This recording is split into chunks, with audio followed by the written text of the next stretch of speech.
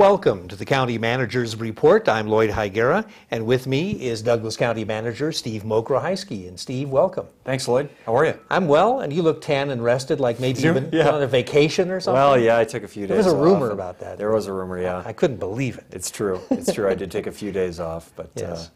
But you're back now. It's always good to do that. Back now and getting back into it and paying the price. Paying the price. Yeah, that's right. I'm being punished for taking a few days off, but that's all right. A lot of good things to talk about here. You'll have to endure this. The October 4th meeting of the Douglas County Board of Commissioners in Minden, and it was a pretty busy agenda. Yeah. And I think, gosh, the meeting was over at 5:30, something like that. So yeah. 4.5 hours. Remember? Right. Commissioners.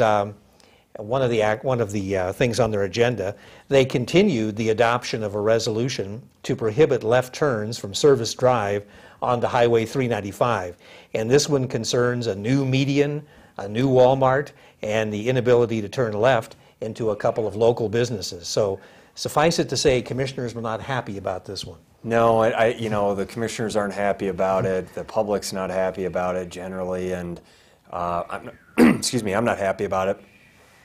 Nor is our staff, and tricky situation. You know, the fact is, you've got Walmart came in, they bought private property. It was zoned appropriately for commercial development. They're building a Walmart there, and I think certainly that's job creation and economic development, which generally we all want in our community, and it's tax revenue and all those things.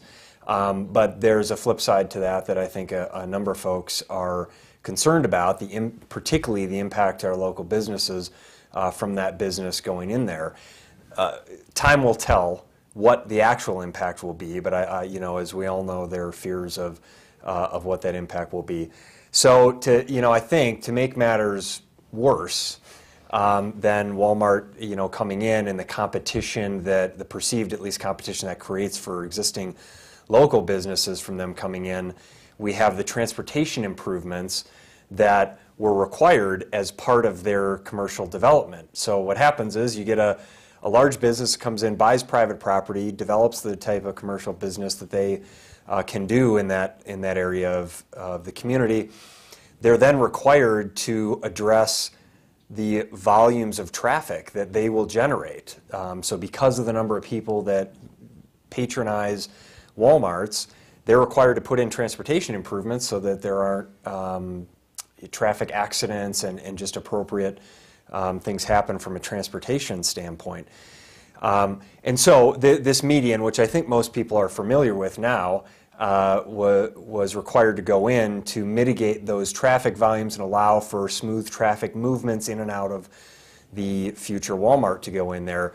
What it inadvertently does, I think it's inadvertent, it certainly wasn't the intention of any of the parties that I'm aware of, is that it prohibits access from 395 southbound onto Service Drive, where we have businesses like Ahern and CarQuest and some others. And so the access for people traveling south 395 into those local businesses is not there. They would either have to turn further north at Southgate, or they have to go further south to Grant Avenue, which is not yet completed, right. Which adds to the frustration, I think, by these businesses and residents that, once Grant Avenue is completed, you can go left at Grant Avenue and circle back through Carrick Drive. But of course, Grant Avenue is the entrance to Walmart. It's the entrance to Walmart. So you may just say, oh, I'll just go to Walmart. True, unless you're specifically trying to get to that business. You could also do a U-turn there, but the reality is, I don't think anyone's arguing it's more difficult to get to those local businesses with the new setup. You can still get there. You can still get there from many points, but it's more difficult. Any of those options are more difficult than direct access onto service from 395 southbound. You still get there from northbound. So this is the issue that we're dealing with, and it is a juggling act between, I think there's consensus among all the parties, certainly from Douglas County. I think NDOT is understanding of the issue, and we're trying to get them to assist in some of these efforts as we keep pursuing it. our board, the public, and even Walmart. I can tell you that we've started working with some of the Walmart officials to say, you know, we need to work to mitigate these impacts here and see what can be done, and they have been responsive to it. We're in a little bit of a box because the reality is that there's only so much room for certain turning movements at that left turn at Grant Avenue, and you need, in order to allow for safe travel movements and not risk accidents, you need, you know, we're anywhere from 600 to 675 feet from Grant Avenue to the next left turn. Well, Service Drive is at about 475 feet. Right. So Service Drive is right there where you're going to have, you know, cars coming in, stopping and turning left to go onto Service Drive, where the majority of the volume is going to be going further up to Grant, and you just have this conflict of traffic that occurs. And the concern on the other side is just making sure we don't create a situation that where it's prone for accidents. So that's the balancing act we're trying to do. But I will tell you that we've made this priority number one in the short term, you know, to do everything we can do from the county perspective. Our board has been, many of our commissioners have been in discussions with state officials in the legislature, in the governor's office, and others to get NDOT to the board, to the table and working with us. Like I said, we're working with Walmart and their officials because, you know, Douglas County can't, despite some of the comments about, you know, taking a dozer out there and just plowing through the median, you know, in order to really make some changes, we can't do it unilaterally. We need NDOT to approve, and we need Walmart to agree to it. So that's what we're doing right now. Several meetings have happened since the meeting, the last board meeting where this all was discussed. We will have another update on it at the October 18th board meeting. And again, I've made it priority number one for our staff that you know, that need to be involved in this issue because the timing of it is so critical. Because Walmart is going to take over, you know, within the next month. They'll take ownership of the building, and then it's anticipated they'll open the facility in the next 2 to 3 months or so. And so we really want to do everything we can to try and address this issue within our control as soon as possible. I guess the big thing that kept coming up at the commission meeting is what to do. Nobody seemed to have a solution. Are you any closer as a county or NDOT or somebody any closer to some kind of a solution on this? Yeah, you know, it is extremely complicated. And as I said, there are some fundamental traffic safety issues that are really hard to get around. That you just, with the volume of traffic that is projected, you know, you can only do certain things. And so what we don't want to do is like I said, open up a scenario where we're concerned about accidents or other problems happening there. But we have identified some other areas that need to be addressed, like, you know, trucks if they go onto Grant Avenue and then onto Access Drive, or Carrick Drive, I think is what it's called, but it's Access Drive that would connect Service Drive and Grant Avenue together. There are some concerns about the turning radius for trucks within that road. So we're pursuing that avenue as a potential option to say, well, this needs to get fixed, or we got to find another way to move the traffic around. So we're really trying to wipe this slate clean, if you will, to the extent that we can, to identify any opportunity to open this up from either a short-term basis and then a long-term. So we're really right now focused on the short-term aspects because of the timing crunch that we're under, and we'll continue to pursue whatever long-term options. So I don't have a direct answer for you, Lloyd, on specifically this is what we're going to do on this date. We're still working through those issues. There's a new director at NDOT, and we have made contacts. I sent a letter to the director of NDOT last week. I was out of town, but we worked to get that coordinated and out to that director so that we can get their attention and make sure that we're meeting with the appropriate folks as soon as possible to make this happen. I did indicate that the Walmart officials have been responsive and working with us in whatever way that they can. Their engineers have been working with our engineers on it. So we're actively working. I'm hoping that by the board's October 18th meeting, we'll have some more details on progress and implementation of options, so we'll keep updating you on that. Okay. Well, a first-class dilemma. It for really sure. is. It's this is one of those challenges. I keep saying we're a solutions-oriented organization. Our staff, and we reinforce that with our staff, and we talk about how anytime we have an obstacle, we always need to work to come up with a solution. If you can't do it this way, can we find another way?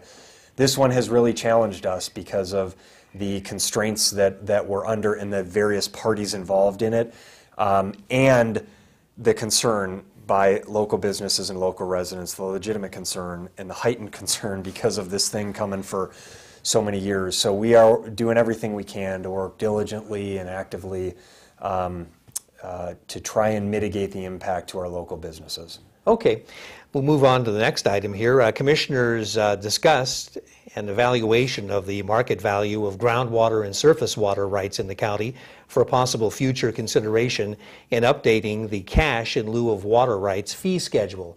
And can you kind of fill us in on this? This was something that we generated at the staff level to ask the board, do you want us to look at the water rights fees that we're charging?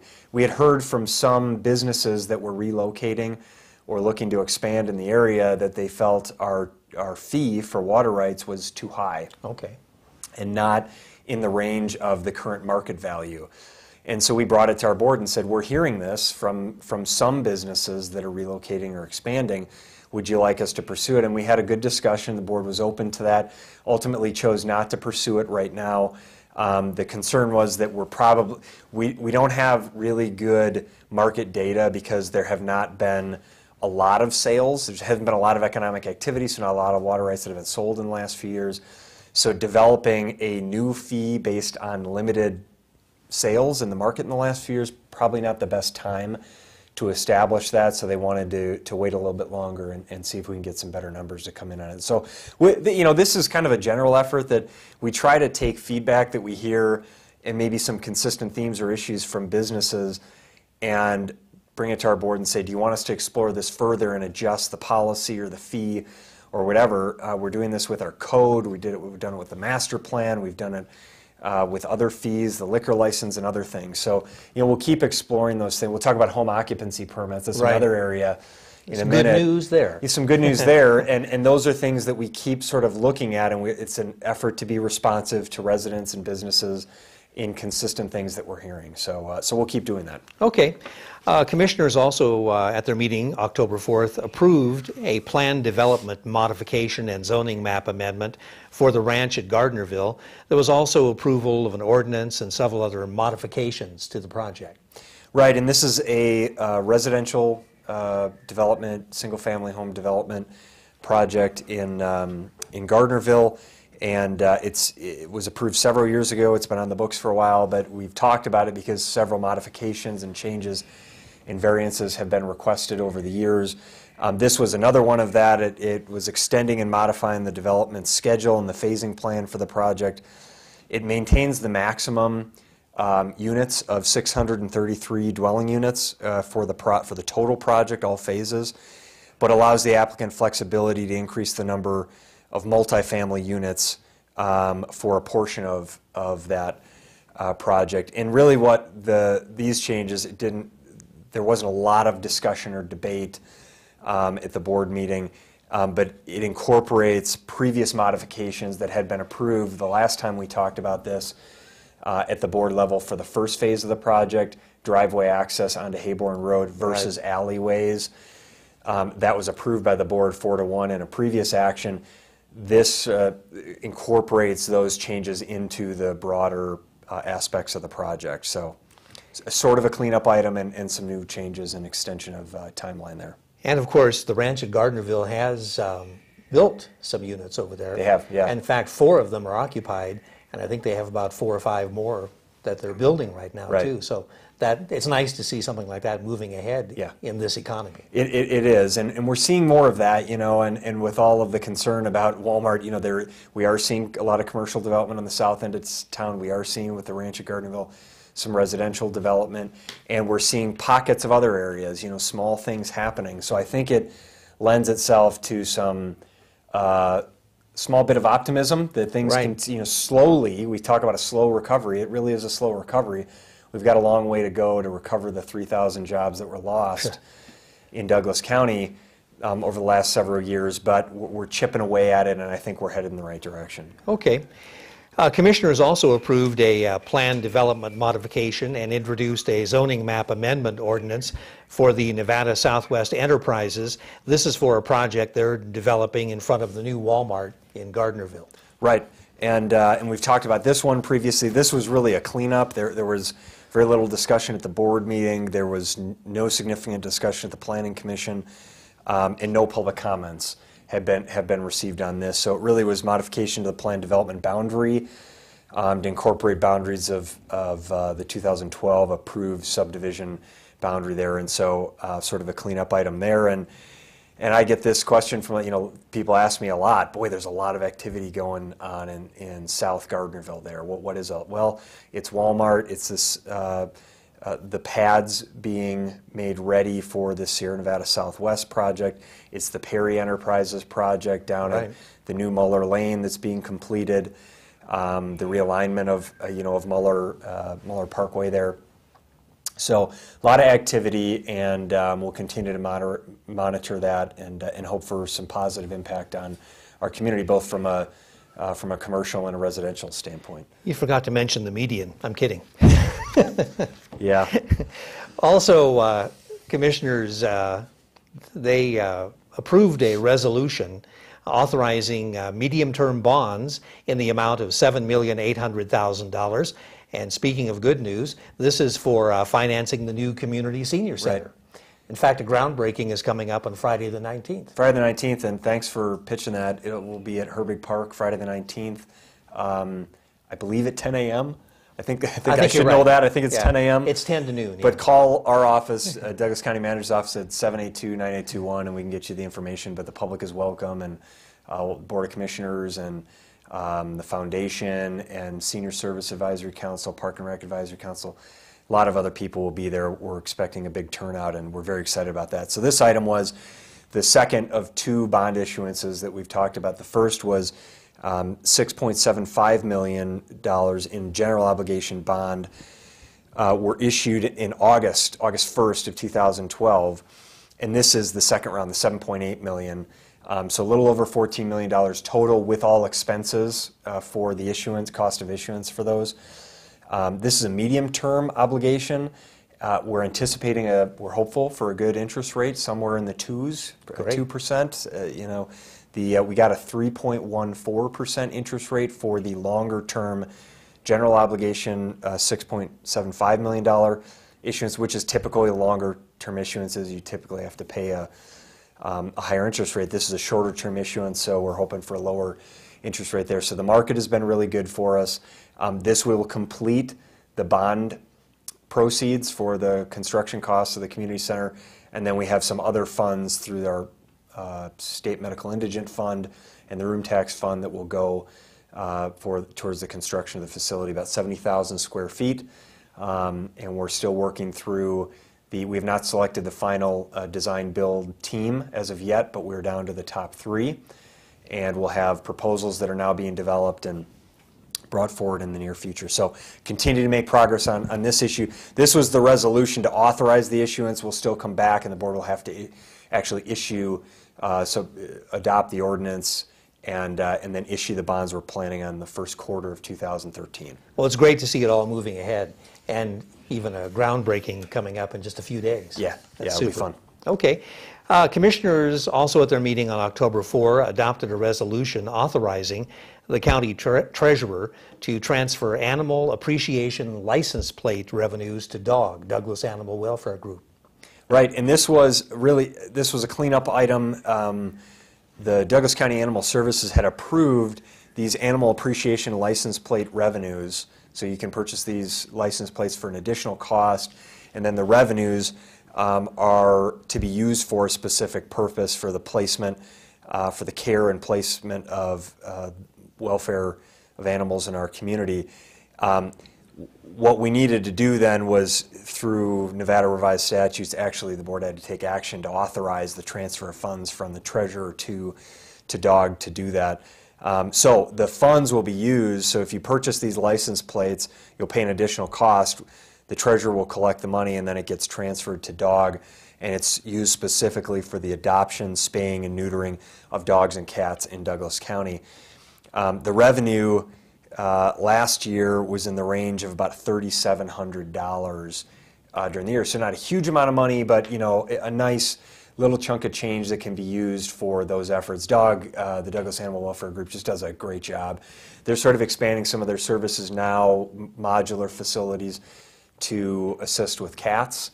They've always been dogs, so our commissioners have said they want a T-shirt of dog, D-A-W-G, with a picture of a cat on it. And so I'm sure they're working on that as we speak. I think they are, and hopefully they can sell it for a lot of money, and so they can raise more there. But they're an example of a great volunteer organization in our community that takes on a lot of work that may otherwise fall to Douglas County staff. Right. That frankly we don't have the resources to do that. So what these volunteer groups like DOG allow us to do is provide higher quality and greater services to the public that we would not otherwise be able to do. So a tip of the hat to Douglas Animal Welfare Group. Okay, Commissioners also adopted a resolution to update Chapter 12 and Chapter 13 of the Public Services and Facilities element of the master plan. Can you update us on that? This was the one element of the master plan that was yet unresolved. We did the 15-year update to the master plan, came to our board earlier this year, and the public facilities element was the one area our staff didn't have time to get that completed in the same sequence, so we brought that back now. This incorporates public safety, libraries, schools, solid waste, water and wastewater facilities in Douglas County. And it talks about the use of those facilities, the challenges that we face, the issues there, and then potential solutions and action items for us to pursue. So a couple examples. The issues that have been identified here: water consolidation and private water systems, something we've talked a lot about in the past. We still talk about as it relates to other private water systems out there and the demand for the county or another public agency to take those on. Septic systems, the challenge with septic systems and nitrate issues that are caused from that, funding and staffing reductions in these areas, and then the solutions that we've identified: regional approach, design guidelines, prohibiting future private water systems for subdivisions. That's something that we just are, again, more of a regional approach to. A lot of these services really should be provided. You have the economy of scale. You have one entity or a couple entities providing them to a larger group of people. You can do it at a lower cost per capita. So that's, and then land use planning. So that's the public facilities element, some good action items there, and good update for our board. Okay. Also, Commissioners approved an amendment to delete the need for a home occupation permit in Douglas County. We talked about that earlier. Right, and this is, another effort. Our staff drove this. We're implementing a priority-based budgeting system, as we've talked about, and we'll talk about more in the future. And at priority-based budgeting, I've said, is not just about figuring out where to cut. It's figuring out where to shift. That, we may be spending a lot of time and resources in areas that are not the highest priority. So we need to look at how do we shift our time from areas that maybe are lower priority to areas that are higher. So here's an example. Home occupation permits we collect maybe $25,000, $25,000 a year in revenue from that. We don't get complaints from home occupants. People don't complain. We have a code enforcement officer. We don't get complaints for these types of businesses. So we were generating a lot of the work ourselves. We were going out and trying to check on people, and our staff, through this priority-based budgeting process, looked at it and went, boy, we're spending a lot of time here. We're not achieving a lot of revenue, and it actually costs us more to do this work than the revenue we could shift. If we didn't do this anymore, these businesses then don't have to go through the permitting process. They don't have to pay all these fees. There still will be regulations that impact them, but we can then shift our staff time to pursuing things like vacation home rentals that in Tahoe are a real challenge and have a real impact on neighborhoods. And we could generate more room tax revenue from that. So that's an example of, it's a business-friendly process that we've done here to eliminate the requirement for the home occupancy permits, and people that have a home occupancy business will no longer have to pay those fees. We will retain and enhance the existing regulations for home occupancies. there just will not be that whole permitting process. So I think it's a great win-win. It was very well received by our board. It was approved. And anyone with questions on that can contact our office or the Community Development Department, and we'll continue to look for these kind of things of shifting resources in areas where we can generate more revenue and address issues that cause challenges for the community. Well, anytime it costs you more to run the program than you bring in, that's definitely one. You have to look at it. Yeah, definitely. Also, the last item on the agenda for commissioners was they introduced an ordinance to expand the powers of the Tahoe-Douglas District to provide water, storm, and drainage services within its jurisdiction, and also set a public hearing date of November 1 for this. So what exactly are they doing? This is we've had the discussion about for the lake water systems. We have an RFP out on the street to allow for other public water and wastewater providers to bid on providing that service at the Lake Tahoe for Douglas County. We think we could save money for our ratepayers at the lake by doing it, and we may be able to provide a better service. Someone like Kingsbury General Improvement District or Tahoe Douglas District or Round Hill General Improvement District that do those services up there. They have the staff, they have the equipment, they deal with Tahoe systems already. So regional approach, regional cooperation, reduction in duplication of service, that's what this is under. In order to allow the Tahoe Douglas District to participate in that request for proposals, the board has to authorize them to provide water and wastewater services, which they are currently now only allowed to provide sewer type services. So that's what this is. We'll go through a number of steps here in the next few months to authorize to make that authorization. This was like the second in about 4 steps that we need to make. Okay. Well, we have just about enough time to talk about a preview of the October 18th meeting of the Board of Commissioners. That'll be at Lake Tahoe. And what are some of the items on the agenda? We have a number of items there. We'll have approval of a contract with Curtis & Sons Construction. This is a local Minden-based business for nearly $500,000 for a DART, Douglas Area Rural Transit Communications project. This is to run fiber from the senior services facility out to the public works facility where the DART buses are housed. We got a grant. We received a grant from the federal government, passed through NDOT for this project. So it's $500,000 of federal funds that we went through the process, and really pleased we were able to award it to a local Douglas County business, Curtis & Sons, and that'll be on the agenda. We have an update on the total maximum daily load. It's a total load, Lloyd, from the Nevada Tahoe Conservation District. We will have an update on the Walmart median.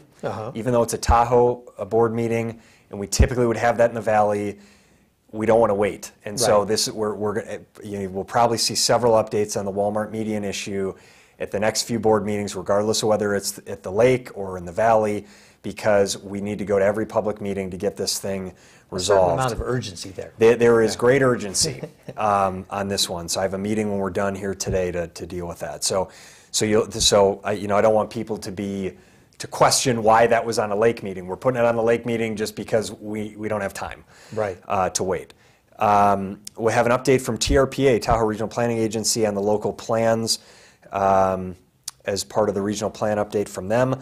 We'll also have, this will be a really good one, an economic impact analysis from the Strategic Marketing Group on the South Shore Vision Plan, so that we'll talk about the economy in the South Shore, and it's broken, we got to do something. So let's all come together and understand the economic challenges we have, and then we can get creative about the solutions there. So those are the big items, some really interesting things, I think, that big picture issues, and we'll continue to tackle the median thing and do everything we can on that. Well, Steve, I want to thank you for being here on the County Manager's Report. And that's what we do here on the County Manager's Report. We talk about actions taken by the Douglas County Board of Commissioners. I want to thank Steve Mokrohiski, our County Manager. I'm Lloyd Higuera, and we'll see you next time on the County Manager's Report.